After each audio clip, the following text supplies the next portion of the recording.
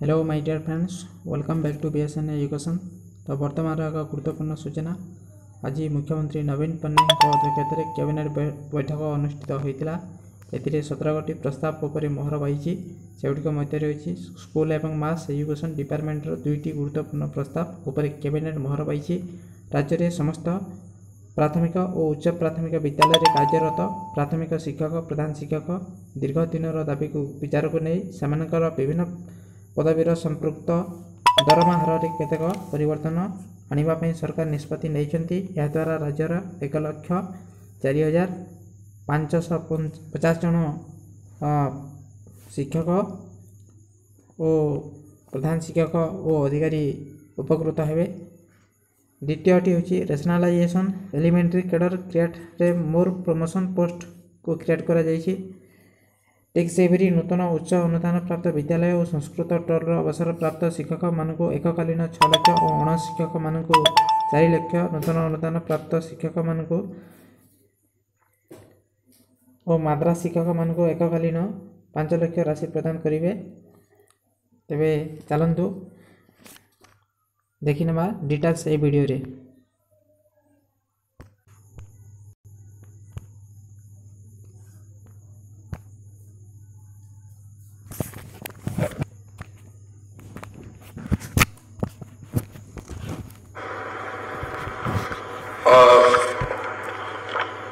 School and mass education department दुईटी गुरुत्वपूर्ण प्रस्ताव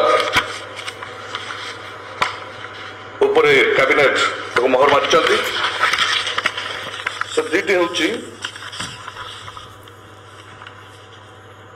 राज्यर समस्त सरकारी प्राथमिक और उच्च प्राथमिक विद्यालय गुड़िक कार्यरत नियमित शिक्षक प्रधान शिक्षक एवं अधिकारी मान दाबी को विचार को नहीं से विभिन्न पदवीर संपृक्त दरमा हार में निम्नलिखित केतक परिवर्तन आने को सरकार निष्पत्ति नहीं। द्वारा राज्यर 1,04,350 जन शिक्षक प्रधान शिक्षक एवं अधिकारी उपकृत हेबे। राज्य सरकार को एथि वार्षिक अतिरिक्त 587 कोटी टका खर्च करेंगे।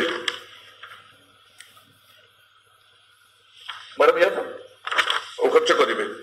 अच्छा एवं डिपार्टमेंट ये दिया इंस्ट्रक्शन दिया to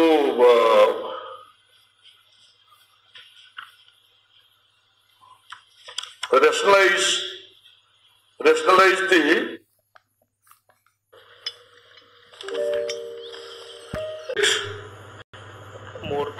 more promotional benefit promotional post to expedite promotion at all levels। तो एपरी भाव शिक्षा विभाग में दुईटी गुरुत्वपूर्ण निष्पत्ति माननीय कैबिनेट ग्रहण कर अनुरोध करी माननीय मंत्री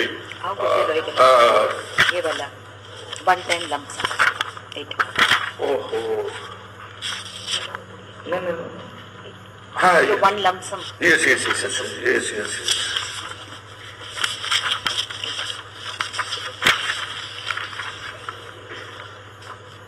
सरकार नूतन अनुदान प्राप्त उच्च विद्यालय एवं संस्कृत टोल अवसर प्राप्त शिक्षक मान 6 लाख एवं अण शिक्षक कर्मचारी मान 4 लाख एवं नूतन अनुदान प्राप्त प्राथमिक विद्यालय एवं मुद्रासार अवसर प्राप्त शिक्षक मान 5 लाख लेखाएं एककालीन धनराशि प्रदान निमंते निष्पत्ति ग्रहण कर। वर्तमान माननीय मंत्री अतुल सदस्य अनुरोध करी बाकी ये गुड़ाक एजेंडा उपरे आलोकपात करेंगे।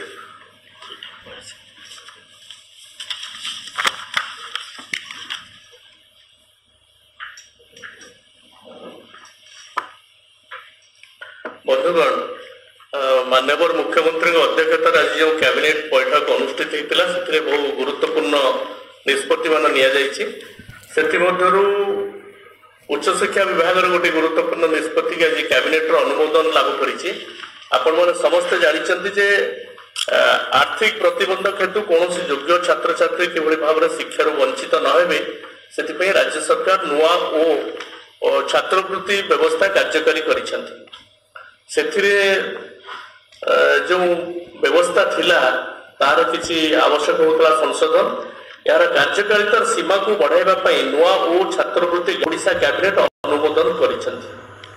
ଏହି ପରିବର୍ତ୍ତନ ଅନୁସାରେ ସମୟ ସମୟରେ ସରକାରଙ୍କ ନିଷ୍ପତ୍ତି ଅନୁଯାୟୀ ଅନ୍ୟ ବିଭାଗର ପ୍ରଶାସନିକ ନିୟନ୍ତ୍ରଣ ଅଧୀନରେ ଥିବା ଶିକ୍ଷାନୁଷ୍ଠାନ ଗୁଡ଼ିକରେ ବିଭିନ୍ନ ଅଣବୈଷୟିକ ୟୁଜି ଏବଂ ପିଜି ପାଠ୍ୟକ୍ରମ ଅନୁସରଣ କରୁଥିବା ଛାତ୍ରଛାତ୍ରୀମାନଙ୍କୁ ଏହି ଛାତ୍ରବୃତ୍ତି ଅନ୍ତର୍ଭୁକ୍ତ କରିବାକୁ ସରକାର ଅନୁମତି ପ୍ରଦାନ କରିବେ। ପୂର୍ବରୁ କେବଳ